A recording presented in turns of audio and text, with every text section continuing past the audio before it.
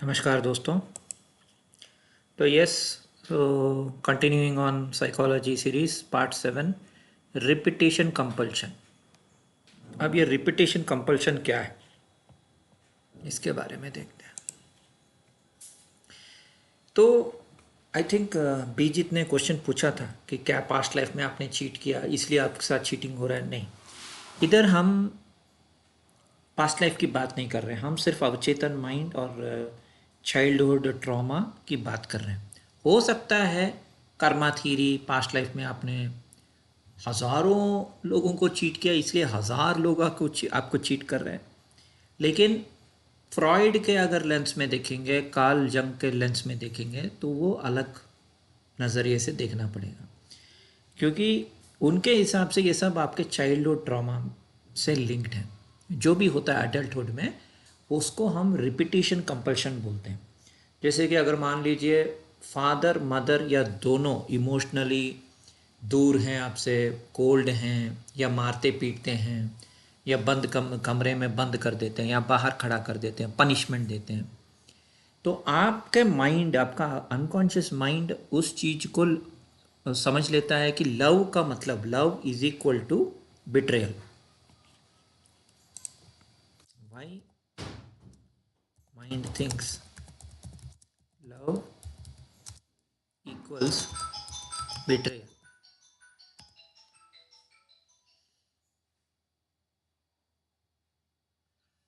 आप समझ रहे हैं? तो माइंड बचपन में एक अनकॉन्शियसली एक पैटर्न बना लेता है कि लव इज इक्वल टू धोखा। लव का मतलब ही धोखा, बचपन में ही। क्योंकि बचपन में ऐसा होता है जहाँ मतलब मदर प्यार नहीं देती, मदर दूर रहती है, फादर दूर रहता है, राइट? तो relation where love should have been safest, like with parents, care givers, या फर्स्ट रोमांटिक पार्टनर। आपका फर्स्ट रोमांटिक पार्टनर के वजह से भी हो सकता है। ऐसा नहीं कि सिर्फ चाइल्डहुड, मान लीजिए फादर मदर अच्छे थे, कोई इमोशनल डिस्टेंस नहीं था, फादर मदर दोनों प्यार देते थे, तो ये ट्रॉमा होता है फर्स्ट। जैसे कि James Bond, is it same with James bond? James bond का एग्जाम्पल लेते, यस। तो मुझे ब्रिलियंट बोल रहा है चैट जीपीटी, क्योंकि मैंने पकड़ लिया। James Bond is actually a brilliant example. A pattern, love is equal to betrayal, plays out again and again and again and again. ऐसा क्यों? जेम्स बॉन्ड बचपन में ही ऑर्फन हो गया था, अनाथ हो गया था, उसके दोनों पेरेंट्स उसने छोड़ दिया था। कोल्ड एनवायरनमेंट में, बोर्डिंग स्कूल्स, MI6, जहाँ सिक्योर नर्चरिंग लव उसको नहीं मिला। So love plus loss plus isolation, ये तीन चीज़ें उसने देखी। सो जो हॉस्टल्स में रहते हैं बचपन में, फादर या मदर उन्हें छोड़ देते हैं, बाहर खड़ा कर देते हैं, अबैंडन कर देते हैं, तो उनके हिसाब से उनका अनकॉन्शियस माइंड ये सोचता है कि लव का मतलब है लॉस, लव का मतलब है आइसोलेशन, लव का मतलब है पेन। और ब्रेन ऐसे पार्टनर्स को अट्रैक्ट करती है जो उनको वो ट्रॉमा फिर से रिपीट करवाने में मजबूर करती है, या होता है ऐसे अनस्टेबल पार्टनर्स। क्योंकि स्टेबल पार्टनर से क्या होता है कि आपको ऐसा लगता है कि वो बोरिंग है। Is that why stable partner equals boring? Yes, exactly. जब आपका माइंड लव और पेन और कैओस और बिट्रेयल से जुड़ जाता है, तब एक स्टेबल, अच्छी औरत, अच्छी इमोशनल औरत, सेफ पार्टनर आपको बोर करने लगती है। नॉट बिकॉज वो बोरिंग है, बिकॉज वो आपका ट्रॉमा फ्यूल्ड लव ब्लूप्रिंट को मैच नहीं कर रही है। आप समझ रहे हैं ना? तो बचपन में ही अगर आइसोलेशन हुआ है, हीलिंग नहीं हुआ है, प्यार नहीं मिला माँ या बाप से या दोनों से, तो आप अनकॉन्शियसली ऐसे पार्टनर से थ्रिल एक्सपेक्ट करते हो जो बाय नेचर या तो आपके जैसे हैं, या वो उनका नेचर ही ऐसा है जो धोखा देने वाला हो। ऐसे मतलब इसमें पूरा गलती आपका खुद का है। जब आप इस अनकॉन्शियस पैटर्न को समझ लेते हो, तब आपका हीलिंग शुरू होता है। क्योंकि जब तक आप love is equal to pain, love is equal to coldness, love ऐसा अगर आप सोचते रहोगे, आपका अनकॉन्शियस माइंड, नॉट आप, आपका कॉन्शियस माइंड तो अच्छी औरत अच्छे काइंड ये वो उनके पास जुड़ने का कोशिश करेगा, लेकिन आपका अनकॉन्शियस माइंड, आपका अवचेतन माइंड ऐसे लोगों को अट्रैक्ट करेगा जो आपकी तरह ब्रोकन हो या आपको फादर या मदर कॉम्प्लेक्स दे। मान लीजिए आपका मदर आपको बहुत पीटी या आपसे दूर रहती है या आपसे बात नहीं करती है, तो आप इमोशनली अनअवेलेबल वुमेन को अपने लाइफ में अट्रैक्ट करोगे और फिर चीटिंग हो जाएगा तो आप रोओगे बैठ के कि मेरे को एक लड़की ने चीट कर दिया। लेकिन इसमें उतना उसका गलती नहीं है, उस लड़की का, आपका खुद का गलती है। तो मैं टाइटल में भी वही सेल्फ इन्फ्लिक्टेड वुंड में डाल दूंगा। रिपीटेशन कंपल्शन, सेल्फ वुंड, आप समझ रहे हैं ना? फ्रॉइड को निकाल दूंगा। So this is very important, ये बात समझना कि हमारा अभी आई थिंक बीजित का जो कमेंट है वो मैं फिर से दिखा दूंगा ताकि आप लोगों को समझ में आए कि मैं पार्ट 7 में इसके बारे में क्यों बोल रहा हूँ।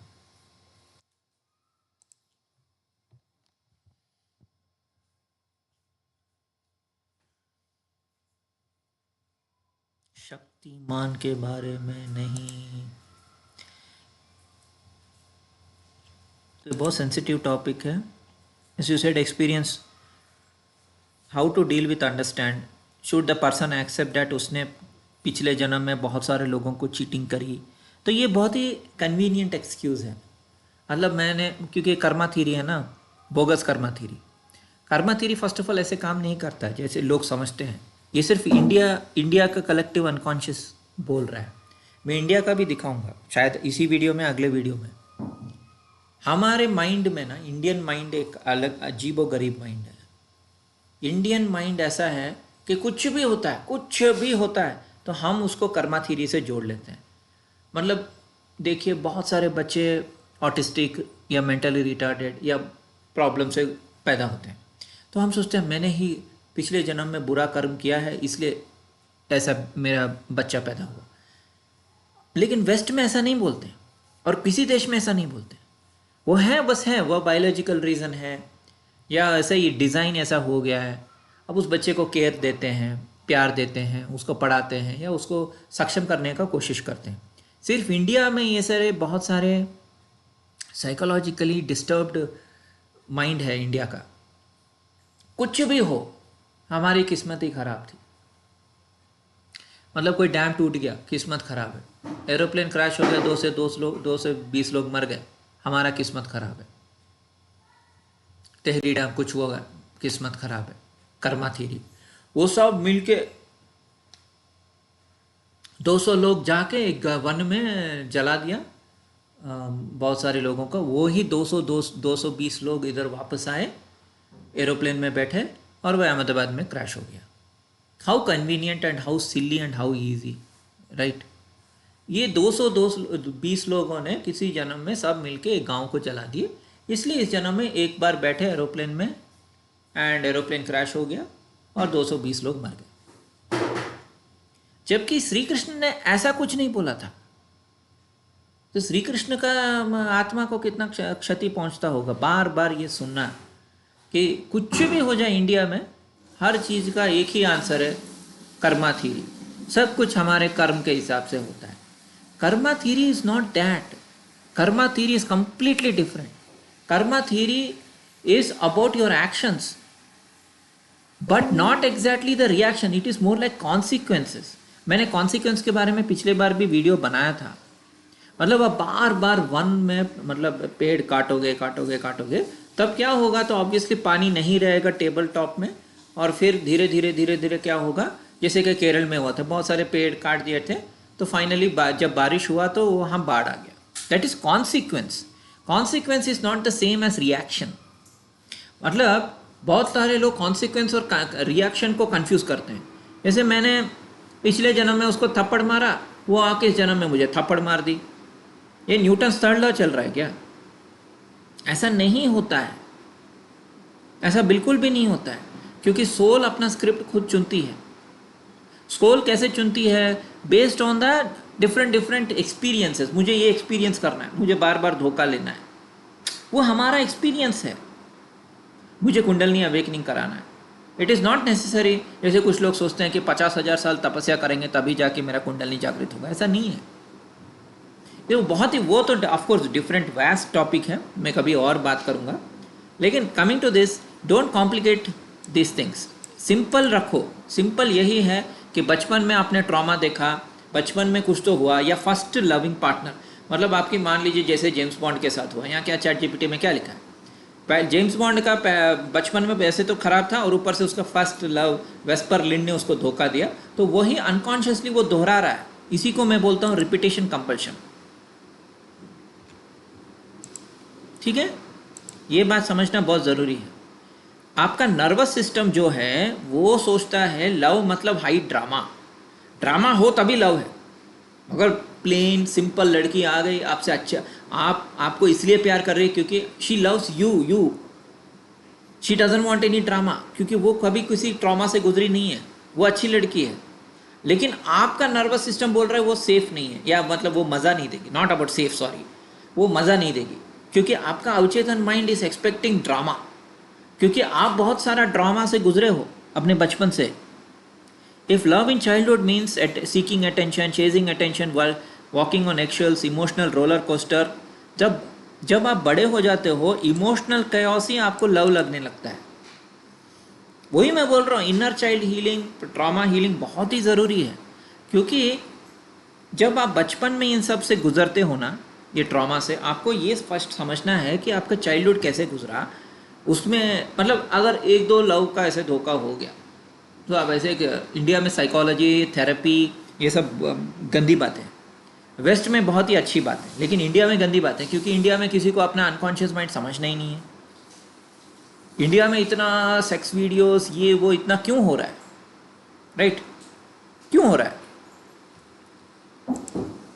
India unconscious mind, why sudden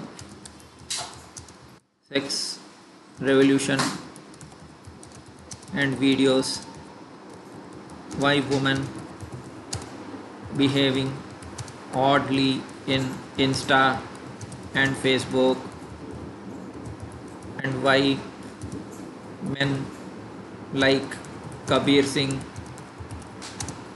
Ranvijay Singh in stream.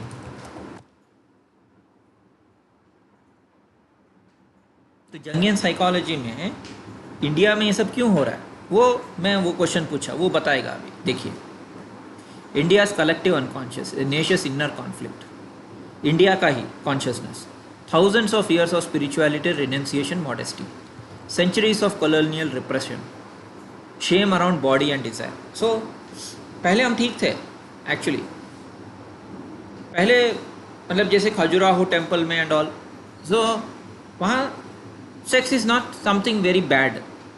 Okay, Kama Sutra वो सब बुक लिखा, उसमें भी मतलब सब ठीक था। लेकिन 300-400 साल पहले तो मुस्लिम इन्वेडर्स, फिर ब्रिटिश कॉलोनियलिज्म, इनके वजह से shame around body and desire, क्योंकि हमारा मनु और शत्रुपा और हमारे सनातन में ये टेंशन नहीं था, अच्छा कपड़ा पहना कि नहीं पहना, राइट, डिज़ायर कोई गलत बात नहीं थी। एडम ईव वाला स्टोरी हमारे इसमें नहीं है, इंडिया में नहीं है। एडम ईव का स्टोरी जो है वेस्ट में है, उसमें ये सब है कि शेम है। सांप ने बोला, अच्छा नहीं, सांप नहीं, भगवान ने बोला एडम ईव को, अच्छा तुम नंगे हो, नहीं सॉरी, एडम ईव बोलते हैं हम नंगे हैं, तो भगवान, अरे तुम लोग को पता चल गया तुम नंगे हो, अभी मैं तुम दोनों को श्राप देता हूँ, तुम जाओ, तुम गार्डन ऑफ ईडन से निकल जाओ। ऐसे स्टोरीज हमारे कलेक्टिव अनकॉन्शियस में नहीं थे। लेकिन 400 साल जब ब्रिटिशर्स ने हमें रूल किया, तो बॉडी को लेकर, बॉडी इमेज को लेकर, मन को लेकर, ये सारे शर्म वाली बातें हमारे माइंड में घुस गई हैं।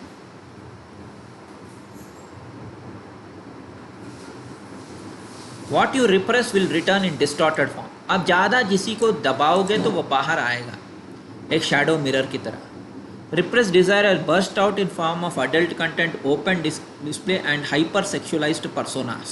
आप देखो मतलब उर्फी जावेद हो गए या उर्वशी रौतेला हो गए या जो भी है, एंड इतने सारे ऐप्स जो हैं, अल्ट बालाजी, उल्लू ऐप, मेरा सर का ऐप, ये सब क्यों आ रहे हैं? क्योंकि आप जिसको 300 400 500 साल दबाओगे तो वो क्या होगा, राइट? तो इंडिया के यूथ क्यों खराब हो रहे हैं? हाँ, What couldn't be talked about generation now watched, posted, liked, performed. तो आप देखिए, अब इंस्टा ओपन करेंगे, मैं इंस्टा को पूरा डिलीट डीएक्टिवेट कर दिया, फेसबुक से भी मैं निकल गया। क्यों? क्योंकि मैं जैसे ही खोलता हूँ तो वही आता है। नॉर्मल स्ट्रीम भी कहीं नहीं है कोई, मतलब कौन है, खुशी मुखर्जी, हाँ, या जो पार्वती का रोल की, वो कौन सी लड़की थी, मैं भूल जाता रहता हूँ, वो लड़की, मतलब वही है इंस्टाग्राम में, और कुछ नहीं है। बिना कपड़ों के इधर उधर घूम रहे हैं। वो लिबरेशन नहीं है, वो ट्रॉमा रिएक्शन है। तो हाइपर सेक्सुअलाइज सेल्फ डिस्प्ले, संस्कारी कोट्स, मतलब एक हाइपर सेक्सुअलाइज्ड वुमेन सडनली संस्कारी बातें करेगी तो कैसा लगेगा? या seek external validation in society that historically silence them, present themselves as empowered but through male gaze friendly filters. It's anima in distortion. तो एक माइंड में घुस गया कि मुझे अगर दिखना है तो मुझे परफॉर्म करना है, कुछ तो दिखाना है। और वो पूरा पापाराजी भी उन्हीं लड़कियों के पीछे भागता रहता है। वो लड़कियां मतलब बिना कपड़ों के घूम रही हैं, राइट? सो ये वुंडेड फेमिनाइन है। तो why Kabir Singh, why Ranvijay, angry, broken, possessive, violent, इनको हम अल्फा मेल ऐसे समझ लेते हैं, right? This is a shadow animus, वो रियल एनिमस नहीं है, मतलब रियल मर्द नहीं है वे लोग। अगर कबीर सिंह है या रणविजय है, ये हमारा रियल मेल नहीं है, ये अर्जुन या कृष्ण नहीं है। आप समझिए, अर्जुन कृष्ण ये सब काम थे। इवन जब कल की 2898 मूवी में मैं देखा, वहाँ भी अर्जुन को इतना गुस्से वाला जैसे दिखाया, वो चिल्ला रहा है कर्ण के ऊपर, ये वो, जबकि ऐसा नहीं था। अर्जुन कृष्ण ऐसे बात नहीं करते थे, वो काम रहते थे, राइट? तो ये जो अभी हाइपर मैस्कुलाइन, हाइपर सेक्सुअलाइज्ड, हाइपर सब कुछ हाइपर करके दिखा रहे हैं मीडिया में भी। तो real emotions are repressed, affection is mocked, vulnerability is weakness. मतलब मान लीजिए मैं अपना वीकनेस बताता हूँ किसी को, मैं बताता हूँ कि मैं रोता हूँ, या मेरे चाइल्डहुड में ऐसा हुआ, मैं मतलब मैं लड़कियों को प्यार करने गया तो लड़कियों ने मुझे रिजेक्ट किया, मतलब मैं ऐसे कॉन्फिडेंशियल इन्फॉर्मेशन किसी को देता हूँ फॉर एग्जाम्पल। तो बाद में वो पर्सन उसी को मॉक करेगी या उसी का मजाक उड़ाना, क्योंकि मैं ट्रस्ट करके मैं किसी को इन्फॉर्मेशन दे रहा हूँ। लेकिन वही पर्सन उसी इन्फॉर्मेशन को लेके उल्टा अगर मान लीजिए आपसे नाटक करेगी तो आपको कैसा लगेगा, राइट? तो अफेक्शन को ही धिक्कार देना। So they idealized broken, angry men who are allowed to express rage and control without shame. We are a collective shadow perch. तो ये जो भी दिखा रहे हैं मीडिया में, ये जो भी हो रहा है, it is because of the shadow.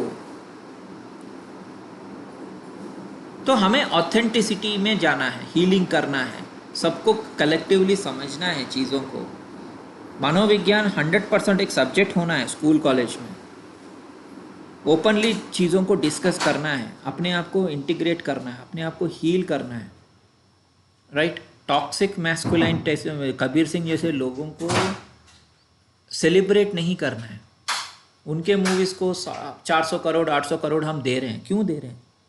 क्योंकि कहीं ना कहीं इंडिया का जो मेल है वो कहीं ना कहीं ब्रोकन है, मतलब टूटा हुआ है अंदर से। बचपन में प्यार नहीं मिला, या लड़की इमोशनली अवेलेबल नहीं मिली, या लड़की ही नहीं मिली, तो हम ऐसे मर्दों को सेलिब्रेट कर रहे हैं जो हॉकी स्टिक उठा के सबको मारते हैं। हाँ, जाके किसी को पंच कर दिया, राइट? तो हम ऐसे लोगों को आइडियलाइज कर रहे हैं। तो this is about Indian psychology. मैं कभी बाद में बहुत डिटेल में बताऊंगा, लेकिन अभी तो मैं आपको आइडिया आ गया होगा। तो coming back to the main topic, the main topic is why we attract ऐसे रिलेशनशिप्स को जो हमें ड्रामा दे रहे हैं, right? It is the same thing.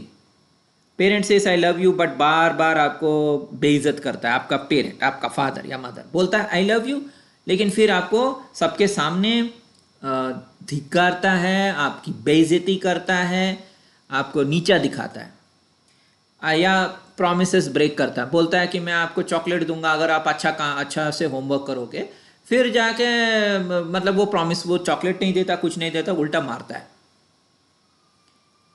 Okay, सो ये एक्टिंग करते हैं प्यार वाला।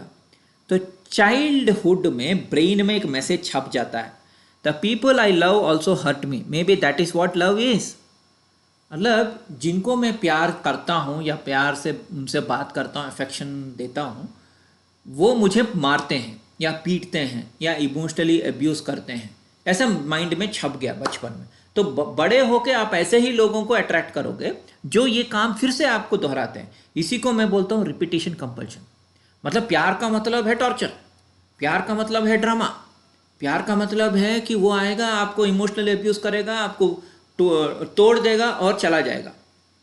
ये आप बार बार अट्रैक्ट करते से एक बार मतलब समझ में आता है कि ठीक है, लेकिन बार बार क्यों हो रहा है, बार बार ऐसे लोग क्यों आते हैं।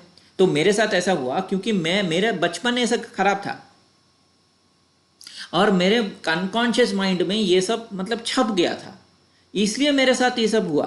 तो मैं उन लोगों को दोष दे ही नहीं सकता ना, मैं किसी को बोल नहीं सकता कि तुमने मेरे साथ चीटिंग किया, क्योंकि मेरा माइंड, अनकॉन्शियस माइंड जो है, मेरा सबकॉन्शियस माइंड जो है, वो ब्रोकन है, अनहील्ड है। वो चाहता है कि मतलब ऐसी चीज़ें चाहता है, क्योंकि इसी चीज़ें से उसको लगता है, मेरे सबकॉन्शियस माइंड को लगता है कि वो जिंदा है या मैं जिंदा हूँ, ये आइडेंटिटी जिंदा है। उससे डोपामाइन रिलीज होता है। अच्छे लोग बोरिंग लगते हैं, बुरे लोग अच्छे लगते हैं, या बुरे लोग हम अट्रैक्ट करते हैं। तो लिम्बिक सिस्टम में ये होता है, इमोशनल मेमोरी जहां रहता है, और वो आपका अनकॉन्शियस लव ब्लूप्रिंट बन जाता है। Attachment trauma, unsafe bonds. तो हमारा माइंड में ऐसा, चाइल्डहुड के वजह से हमारे माइंड में ऐसा रह जाता है, I have to chase love, मुझे लव के लिए भागना पड़ेगा। लव मीन्स एक एज पे खड़ा होना, हाँ, कभी भी या तो वहाँ यहाँ से कूद जाना, जैसे कि जो सुसाइडल लोग करते हैं वैसे। मैं अगर इस आदमी या औरत के बहुत करीब पहुंच जाऊंगा तो वो मुझे छोड़ देगा।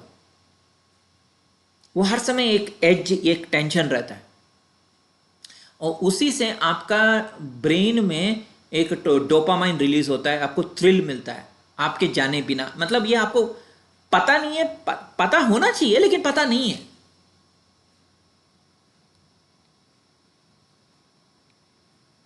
तो इसलिए आप बार बार रेड फ्लैग्स को ही अट्रैक्ट करोगे। We consciously recreate the same painful dynamics जो बचपन में हुए थे, वही बार बार आता है। शैडो प्रोजेक्शन, द बिट्रेयर में represent a part of your own shadow, perhaps your own repressed fear, जो मैं पहले भी बोल चुका हूँ। आपका ही अंदर का डर, आपका ही सेल्फ अबैंडनमेंट, आपका ही शैडो आपके सामने एक लड़की बन के आ जाती है। जो आपके अंदर चल रहा है वही बाहर रिप्रेजेंट हो रहा है। सो बिट्रेयल एक इवेंट नहीं है, बिट्रेयल एक मिरर है। धोखा एक मिरर है, आपका ही मिरर है। ये पैटर्न को आपको समझना होगा बीजित। ओके, आप अगर ये सोच रहे हो कि नहीं मैंने बहुत सारे जन्म में बहुत सारे लोगों को धोखा दिया, तो ये बात मेरे एक बहुत ही अच्छे गहन मित्र जो पुणे में मुझसे मिले थे, उन्होंने मुझे बताया। क्योंकि मैं हर बार आपकी तरह ही बात करता था। मैं बोलता था मैंने पास्ट लाइफ में इतने सारे लोगों को स्केल से उनके कोनी पे मारा होगा, उनके हाथ पे मारा होगा, शायद मैं एक स्ट्रिक्ट हेडमास्टर था। क्योंकि मैं समझ नहीं पा रहा था मेरे बचपन से इतने सारे लोग आके मुझे ट्रॉमा क्यों दे रहे हैं। मेरे कोई भी एलकेजी का बच्चा का कोई रैगिंग होता है क्या? मेरे साथ हुआ था। मैं जब किंडर गार्डन में था तब भी मेरा रैगिंग हुआ। एक साइमन कच्छप, देखें नाम भी याद है मुझे, वो यूकेजी में था, मैं एलकेजी में था। कभी भी एलकेजी बच्चा का कभी रैगिंग नहीं होता है, आपको पता है ना। आप बुलिंग बोल सकते हो, हरासमेंट बोल सकते हो। तो मैं बचपन से ही देख रहा था, हर बार मुझे ही टारगेट करना, मुझे ही मारना, मुझे ही पीटना, मुझे ही ऐसा करना। जब मैं कॉलेज में गया सबसे ज़्यादा रैगिंग मेरा ही हुआ। मैंने किसी को रैगिंग नहीं किया, मैंने कभी किसी को तंग नहीं किया, और हर समय मैं रैशनलाइज करता था कि शायद मेरी ही गलती है, मेरी ही गलती है, मेरी ही गलती है, मैंने ही बुरे कर्म किए हैं। और ये हर इंडियन सोचता है ऐसे। ये बड़ी दुख की बात है। आपकी गलती नहीं है। पहली बात, आपने ऐसा कोई कर्म वर्म नहीं किया है। तो सुशील ने मुझे बताया कि it is not that, it's her चीज को आप पास्ट लाइफ में छोड़ थोप नहीं सकते। ये आपका खुद का साइकोलॉजिकल वुंड है। आप ऐसा सोच रहे हो कि हर, मतलब, और एक बात है, आप रिबल भी नहीं करते हो।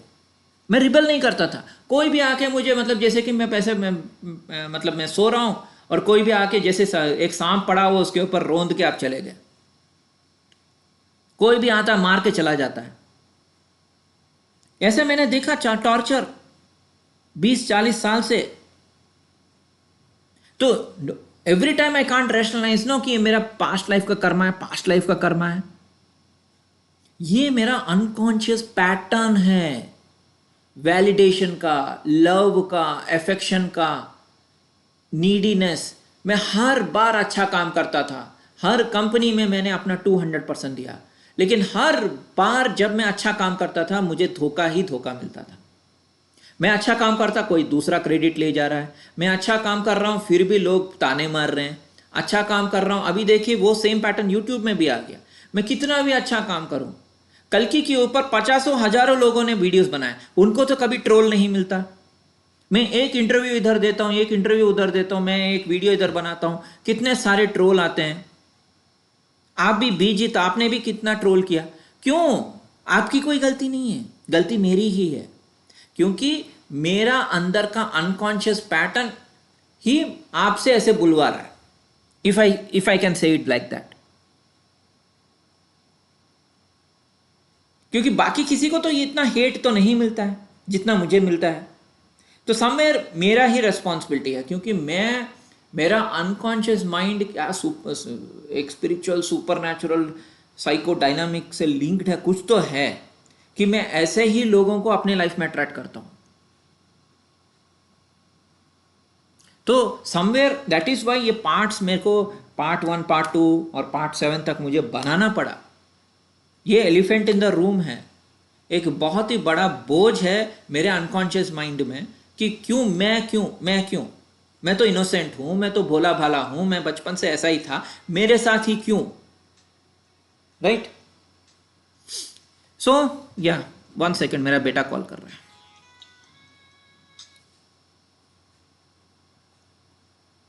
Hello hello.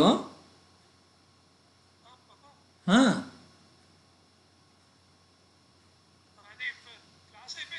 అదేంటి ఇవాళ కూడా 2:30?